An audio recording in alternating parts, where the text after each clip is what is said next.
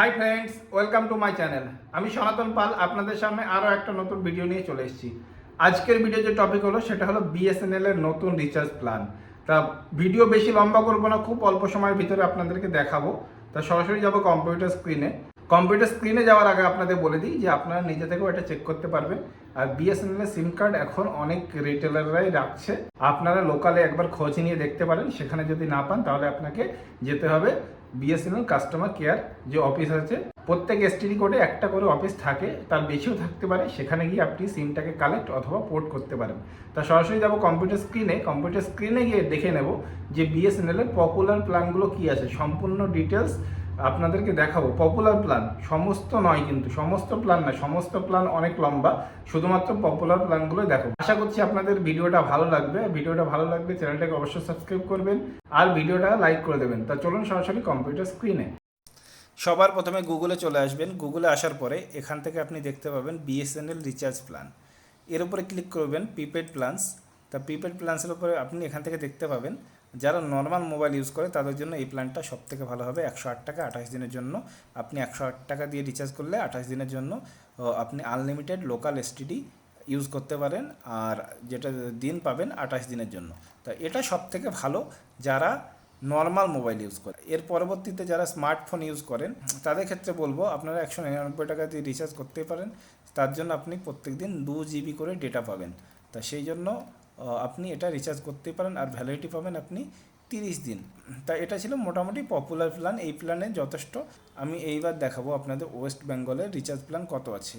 এই নর্মালি দেখাবো না, একটা মোবাইল নাম্বার মানে বিএসএনএল মোবাইল নাম্বার দিয়ে আপনাদেরকে দেখাবো।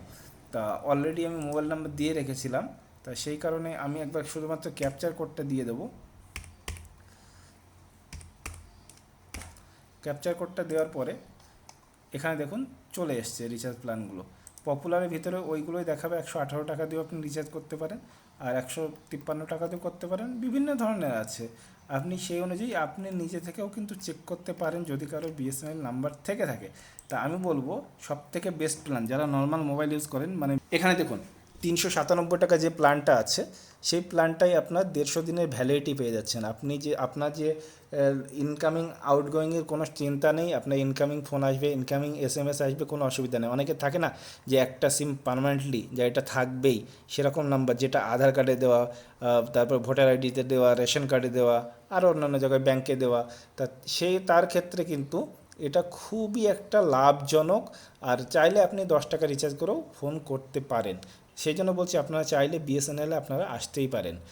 এবার অনেকে বলছেন যে বিএসএনএলের সিম কার্ড বিএসএনএল এক্সচেঞ্জ থেকে পেয়ে যাবেন। না, বিএসএনএল এক্সচেঞ্জ থেকে কিন্তু বিএসএনএল সিম কার্ড আপনি পাবেন না। তা সেই জন্য আপনাকে কোথায় যেতে হবে? আপনাকে যেতে হবে BSNL customer service point. BSNL customer care যে অফিস আছে, প্রত্যেক এসটিডি কোডে কিন্তু একটা করে বিএসএনএল কাস্টমার অফিস থাকে। তা সেই জন্য আপনি ওখানে চলে যান, কিংবা অনেক জায়গায় এমন হচ্ছে যে রোড সাইডেও কিন্তু সিম বিক্রি করছে।